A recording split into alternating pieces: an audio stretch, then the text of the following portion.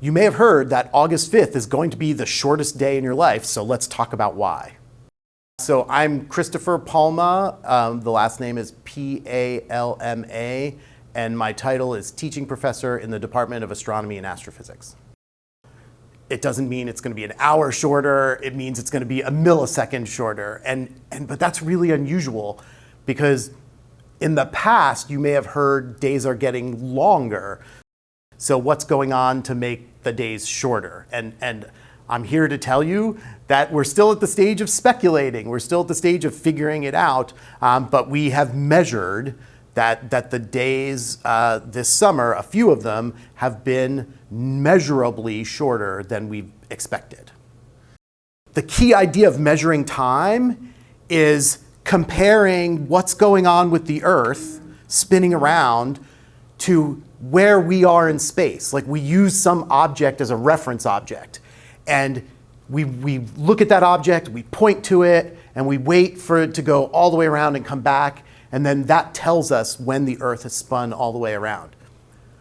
So an atomic clock, we make measurements of an atom, and we use those measurements to define when 24 hours has gone by.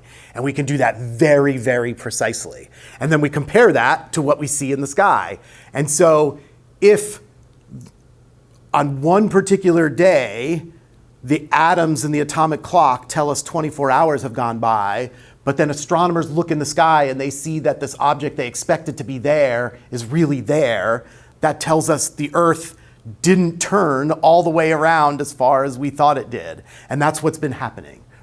Astronomers are watching stuff in the sky as the Earth is turning around, and we see the stuff come up, and it's off by a tiny little bit. And those tiny little bits accumulate day after day after day, and sometimes after years, we have to add a leap second to our clock to make up for that change. So usually, we add a leap second because the Earth has slowed down.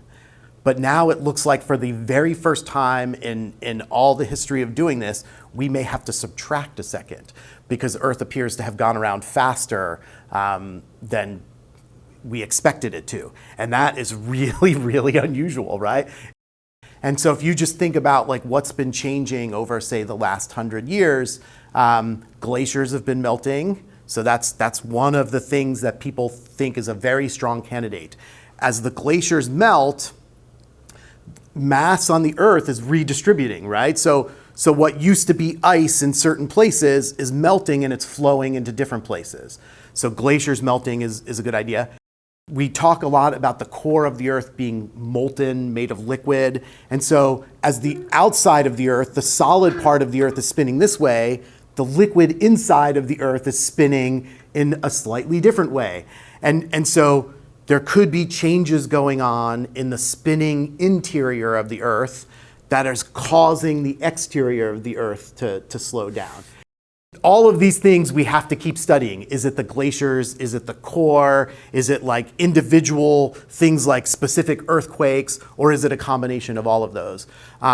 But even though I can't tell you the exact answer, what I can tell you is that objects in the sky are not coming back to the exact same spot at the time we predict. And so when that happens, we have to think about should we adjust our clocks to account for that. So you probably, day in and day out, don't think about like, oh, who cares if a millisecond of time has changed. But almost every system we rely on really requires a very, very precise understanding of time. And so the way GPS works is that there's a signal from an artificial star, a satellite. So that signal comes down to your phone, interacts with your phone, and then your phone measures how far away are you from that satellite. And it actually does that to a bunch of satellites all over the sky. And so the GPS system needs to know the timing of those signals really, really, really accurately. And so if there's a little bit of error in one of those signals, you get a little bit of error in how far should you go before you turn, or how far did you walk that day.